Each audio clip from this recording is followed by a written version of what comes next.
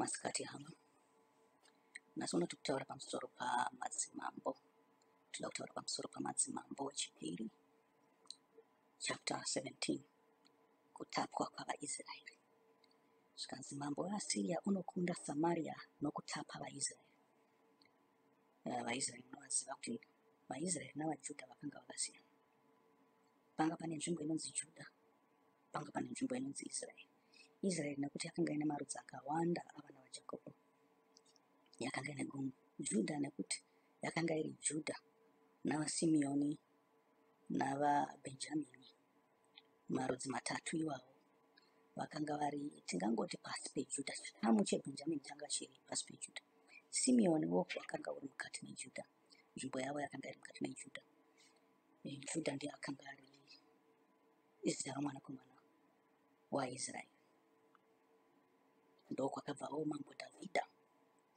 Asi tinonzwa zvichinzi pachapter 17 yato madzimambo zvikanzi zvino negore regumi namaviri raAhazi mambo waJudha, Hoshea mwanakomana waEra wakatanga kubata ushe hwaIsraeri paSamaria, akahubata makore mapfumbamwe. Akaita zvakaipa pamberi paJehovha, asi haana kufanana namadzimambo aIsraeri akamutangira. Zvino Shamaneseri mambo waAsiria akasvika kuzorwa naye. Hoshea akava muranda wake, akamuteerera mutero.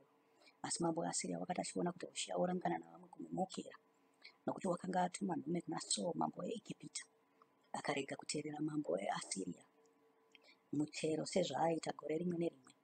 Mambo weAsiria akamupfugira mutorongo akamusunga. Ipapo mambo weAsiria akafamba nenyika yose akaenda Samaria akarikomba makore matatu. Negore repfumbamwe raHoshea mambo weAsiria akakunda Samaria akatapa vaIsraeri, akaenda navo Asiria akavaisa paHara napaHabhori, parwizi Gozani napamaguta avaMedhi.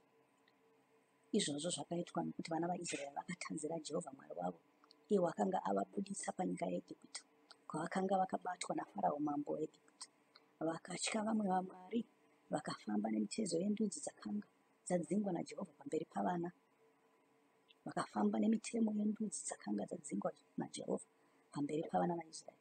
Neamadzimambo aIsraeri vakatema ivo, vana vaIsraeri vakaita pavakavanda zvisina kururama pamberi paJehovha Mwari wavo. Vakazvivakira matunhu akakwirira mumaguta avo ose, kubva pachirindo chavarindi kusvikira pamaguta akakwirira.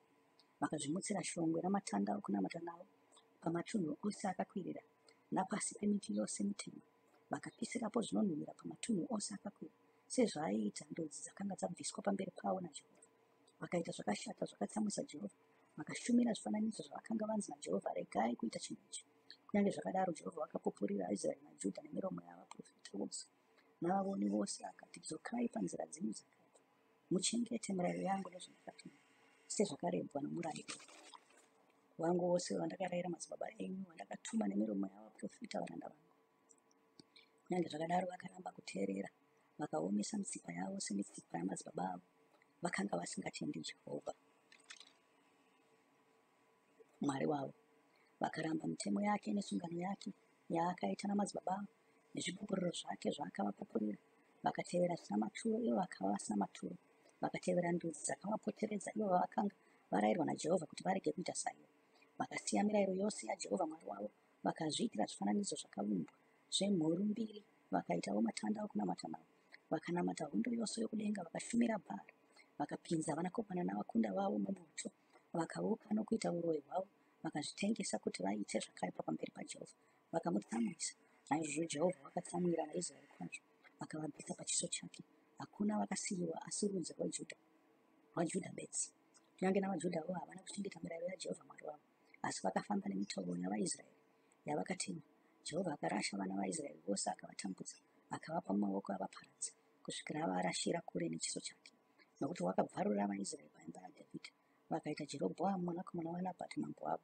Jerobhoamu akatsausa vaIsraeri, vakarega kutevera Jehovha, akavatadzisa nechivi chikuru. Vana vaIsraeri vakafamba pazvivi zvavo zvose zvaJerobhoamu zvaakaita, havana kutsauka kwazviri, kusvikira Jehovha abvisa Israeri kure nechiso chake, sezvaakataura nemiromo yavaprofita varanda vake vose. Naizvozvo vaIsraeri vakatapwa panyika yavo, vakaiswa vaSiria kusvikira nhasi. Amen. Tatangira pachapter 17 verse 1 kusvikira paverse 23. Zvikanzi mushure mekunge vaIsraeri vabviswa panyika yavo, zvikanzi kwakaitwa vahedheni kuti vagare panyika iyo. Muri kuzvinzwa? Mwari haana kutora rudzi rwaakanga adzidzisa makore 40 mugwenga kuti runogara sei panyika yavakanga vachapinda, asi wakangonotorawo zvake vahedheni vakarashika namaitiro avo. Maitiro avo akanga asina kusiyana navaIsraeri, vakanga vasingazivi nzira dzaMwari, asi vahedheni ndo vakatorwa naMwari vakaiswa pachinzvimbo chavaIsraeri. Muri kuzviona? Ko sei zvakadaro? Nekuti Mwari wakanga une chinangwa chekuti adzore vaIsraeri panyika yavo. Muri kuzviona? Mwari utone chinangwa nyangwe nanhasi. Makaenda kuna Habhakuku makanoverenga nofika kubva pavhesi 14 kusvika pa21. Habhakuku inenge ine chapter imwe chete. Habhakuku, I think it's Habhakuku chapter 1. Kubva pavhesi 14 kusvika pa21, I'm not sure, but ivo vamwe vamaprofita vakaita sana Zefanaya kana kuti Habhakuku ndichinyatsotarisisa. Munonzwa Mwari achitaura pamusoro pekuda kudzodza vaIsraeri kuti vasingogara panzvimbo yavo. Zvikanzi vachazotora nzvimbo iyi yakurisa ichisvika kana kuZarefati. Zvikanzi vaBhenjamini vachave neGiriadhi. Zvikanzi nzvimbo dzavaFiristia dzichatorwa, nzvimbo dzeEdhomu dzichatorwa. Zvikanzi hakungave nemuEdhomu zvakare, mwana waEsau. Zvikanzi panguva yandakatambudza vanhu vangu vaIsraeri, vaEdhomu vaifara. Zvikanzi vachipembera nyangwe napakudzurwa kweJerusarema, Jerusarema richipitwa nemoto naNebhukadhineza. Vakati ngaridzurwe kusvikira kunheyo dzaro. Zvikanzi vana vaIsraeri pavaitiza kana vana vaJudha pavaitiza, zvikanzi ivo ndo vainonogarira uko kuti vasaende kure, vachivadzosera kuna Nebhukadhineza, vachivadzosera kuna vaAsiria. Muri kupaona? Kazhinji kacho munoti kana kwaane hondo kunyika yenyu, munotizira kune nyika yavamwe. Si zvakaita kana kukaita hondo muZimbabwe, munotizira kuMozambique, munotizira kuSouth Africa, munotizira kuZambia, munotizira kana kuNamibia, kuna kuAngola. Sezvamakangoita pamakatiza nguva yenzara, makatiza kunyika dzakasiyana siyana. Kana pakaita hondo zvinodaro. Zvikanzi asi pavanga vakutiza vana vaIsraeri, zvikanzi vainogarirwa nenyika dzakakomberedza, vachidzosera kune vaida kuvaparadza kuti vaparadzwe zvakanyanya. Rangarira kuti ndudzi idzi ndo dzakanga dzine hama dzavo vaAmori navaKenani navamwe vose vakanga vaparadzwa neIsraeri panguva yavakabva Igupta. Chikava chimwe chikonzero chekuti vaite izvozvo, nekuti vakangogara vachifunga kuti paKenani apa hapazi pavaIsraeri. Muri kuzvinzwa? Asi Mwari wanga wapa vaIsraeri nyika iyo, sekupawo kwaakaita Edhomu kuvana vaEsau, neMoabhu neAmoni kuvana vaRoti. VaFiristia panguva iyo ndo vaigara muKenani pamwe chete navaAmori namamwe marudzi akaita savaHivhi, vaHititi, vakangosiyana siyana marudzi akanga arimo, akazviza anofanirwa kubviswa nokuda kwezvivi zvavo. Vakaipa vakabviswa nokuda kwezvivi zvavo. Muri kuona? Asi vaIsraeri vachipinda vakanoita zvivi zvimwe chetezvo, Mwari akavadzura akavaendesa kumaguta amanzwa akanga achitaurwa, kurwizi rwakanga ruchitaurwa. Vakanogariswa pakati pavaMidhi. VaJudha ndo vakatapwa vakaendeswa Bhabhironi naNebhukadhineza, vachibviswa. Asi vaprofita vakanga vakatotaura kare zvisati zvaitika izvozvo.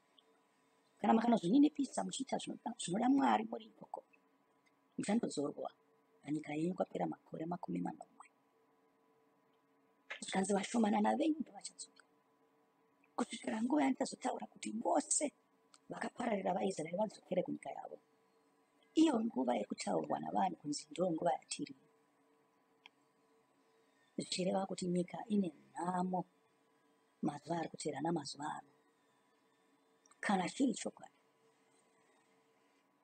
VaIsraeri kachiri kutanga kudzokera kunyika yavo, vakadzokera kakawanda. Asi zvino izvi zvichida samaonero avanhu kuti vari kudzokera vose, handi vose vari kudzokera, vamwe vachiri kugara kunyika dzavari kungogarako. Havana kana shungu yekuenda kuIsraeri unogarako, vangangoshanya vachinoona nyika yamadzibaba avo, yamadziteteguru avo, asi havana shungu yekugara ikoko. Uipi? Mwari achibudisa vaIsraeri, mushure macho akazobudisa vaJudha, nekuti tsika dzavakanga vatora dzakanga dzafanana navaKenani vakanga varipo, vakavatangira. Zvanzi Mwari akadzodza akaunza mukati menyika yeKenani vanhu vakanga vakafanana neuipi chaiwo, injana kwekuti vamwe vane uipi vangauye panyika. Zvanzi mushure makunge maunzwa vanhu ivavo vaunzwa panyika yeKenani, vakatanga kuparadzwa neshumba. Zvanzi mambo weAsiria akabvunza kuti ko chii chiri kuita?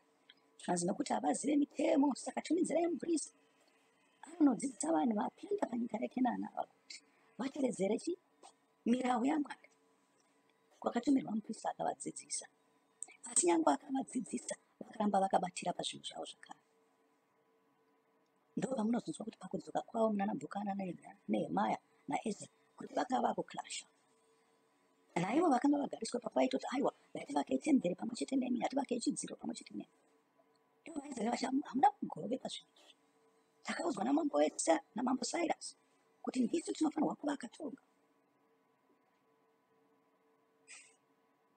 Ivo vakaita godo, vakati mavaona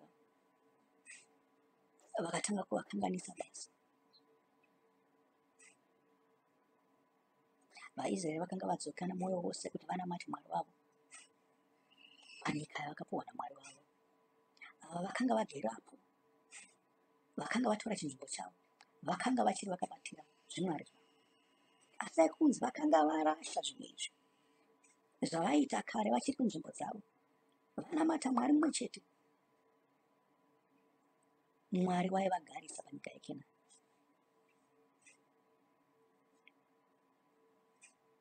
Zvikanzi panguva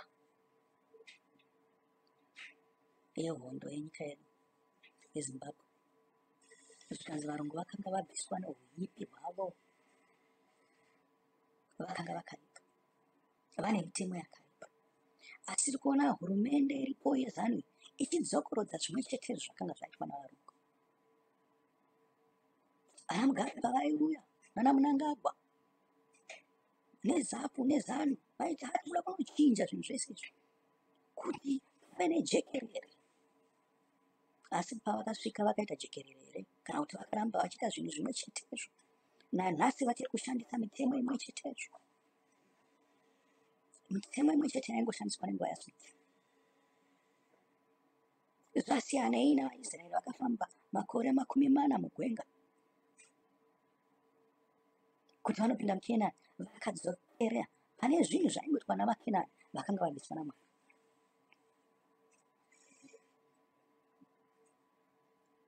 Zvanzi Jerobhoamu mwanakomana waNabhati, mambo wokutanga waIsraeri, paakakwaturwa mamwe marudzi kubva pana Judha, zvichinzi uku ndokwaDhavhidhi, uku ndokwavaIsraeri, mushure mekunge Soromoni atadza. Zvanzi wakakonzera kuti vaIsraeri vatadze, wakavanamatisa zvifananidzo, vakaita neuroyi, vakatevera n'anga, vakatevera masvikiro, vakanamata zvifananidzo, vakasiya Mwari wavo. N'anga dzazara muZimbabwe muya, dzazara zvokuti dziri kukonzera kuti vanhu vatsauke kubva pana Mwari. Masvikiro acho dzimwe chetezvo, vanhu vari kunamata zvifananidzo nekuti varipo pamusoro, vari kuzviitira mbiri nokuda kwemari yavanayo. Mari yakawanikwa nemutoro usina kutsarukana, vanhu votevedzera zvavanoita. Vanhu vari kutora madungwa, vari kutora uroyi hwakaipa, vari kubata zvikwambo, vari kunotsvaga nzira dzakasiyana dzokuita mari, namafiro avo anotaura zvavakaita muupenyu hwavo.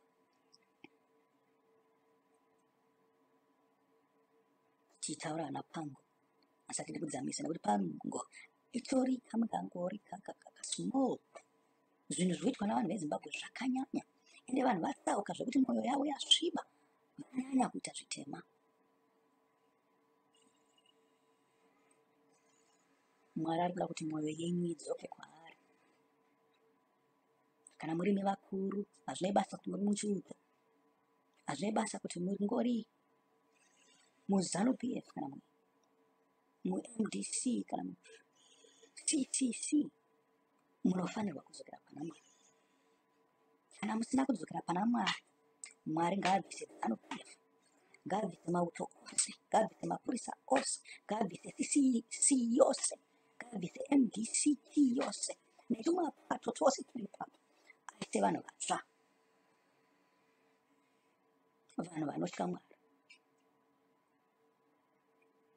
Hatingarambe tichienderera mberi nekunamata zvifananidzo, nekunamata uroyi. Uroyi umwe wasvika nyangwe nekuna naNew Zealand kuno. Vamwe vanhu vari kungozvikudza kunge vanhu vachiita neuroyi hunoshamisa hunotyisa, zvekuti vapinzwa munyika yakanaka vari kuzvionera havachada. Ndinokwanisa kukutaura nemazita avo kunana Britain, kunana America, kuNew Zealand neAustralia. Ndinotokwanisa kuti ningi vari kuita uroyi, vachida kukanganisa nzira yaMwari, vari kuita imwe satanism isingaiti.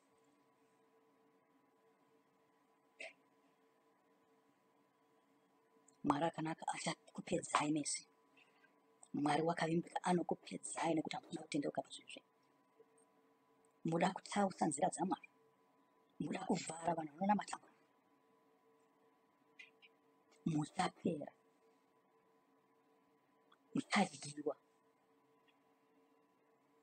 sechinhu chinodyiwa bvudzi, muchadyiwa sebvudzi.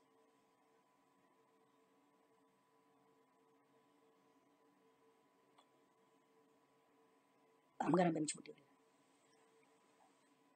Mari dzenyu dzamuri kuviga kure dzichapuhwa vamwe vanenge vane shungu yekuda kudhevhelopa nyika yavo. Vachatya kuriplacai mese.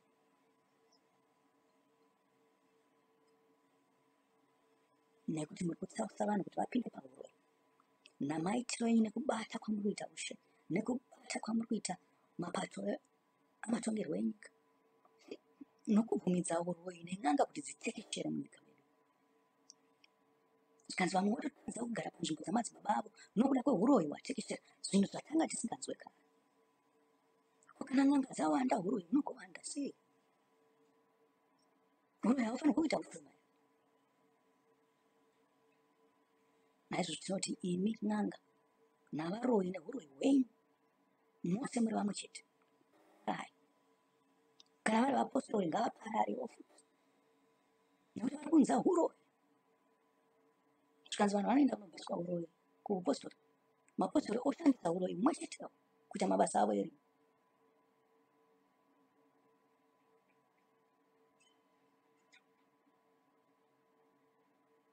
Zvokwadi Mwari achapedza zvose izvi. Nguva yacho yatosvika. Musafunga kuti munotiza kana vana venyu vanotiza. Mwari ane nzira yake yaachaita nenzira.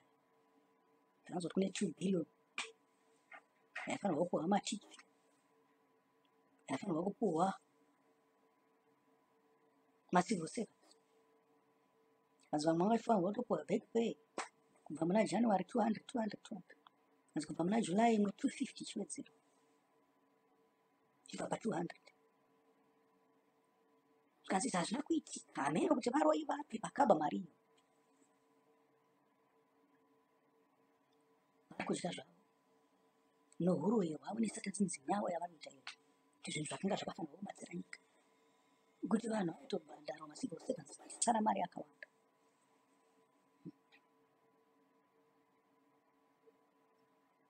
Mwari uri kukutevererai. Musaite zvinhu zvenyu zvakaipa muchifunga kuti Mwari haone. Mwari anoona uyezve anounza kuparadzwa. Muri kuona vamwe vari kutambura iko zvino izva, muri kuona vamwe vari kuchema iko zvino izva, muri kuona vamwe vari kushaya kana kuti vanorapisa vana vavo sei, muri kuona vamwe vasiri kuenda kuchikora, muri kuona vamwe vari kutambudzika, vari kushava kana chokudya, imi muchifara zvenyu, muchitengura nenyika, muchirakidza kenyu kamunoita ikoko. Zvinhu zvichasanduka. Muchanzwa kurwadza, navana venyu vachanzwa kurwadza kana Mwari asandura zvinhu izvi. Kwamunotizira ikoko muchanotambudzika nohuroyi hwenyu, hazizoshanda zvachose. Muri kuviga mari nohuroyi hwenyu zvichashanduka, mari iyoyo muchashanda. Muchange makuchema muchiti ndoda kudzokera kuZimbabwe, ndoda kudzokera kuZimbabwe. Kunenge kwane vanhu vatsva vasikakuzivei ikoko, anenge achitorangarira zvinhu zvenyu zvakare zvamakaita, umbavha hwenyu, huipi hwenyu, umhondi hwenyu, vachashaya kwekutizira. Iko kwamunoenda muchangodiwa zvachose, zvichashanduka nekuti nyika dziri kuparara, nyika dzose dzapasi dziri kuparara. Imi muri kufunga ndokwekunovandira ikoko, ndokwekuchengetedza mari ikoko. Kusaona nekuda kweuroyi, kushaya pfungwa, kushaya zivo nekuda kwesayansi. Maziva kuti mungadai mabudisa dzota mari yose iyoyo, maita kuti nyika yenyu ibudirireiko zvino izvi, kuti munge makagarika. Nokuti tinoramba tiri pachigaro, hazvichizoitika chose izvozvo. Kana shuwo iyi kuti zvinhu zvichachinja nemuchinjiro mumwe wekuti hamusati mamboona. Kana muchingoti ana Chamisa vachakuitirai zviri nani, pavanenge vapinda hakuna ana Chamisa vanopinda vachikuitirai zviri nani. Kuchatopinda vamwe vanhu vamusingazive, ndo vachatoka. Vamwe vanhu vakanga vasina mbiri nguva izi, uroyi huchapera, n'anga dzichadzurwa panyika, vachatevererwa nekunoparadzwa kwavakabva ikoko. Nekuti hamuna kuda kusiya zvakaipa zvenyu panguva yakanaka.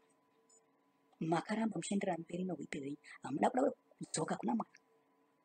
Makaramba muchimanikidza vanhu neuroyi hwenyu, muchapararawo saizvozvo, nokurwadziwawo saizvozvo.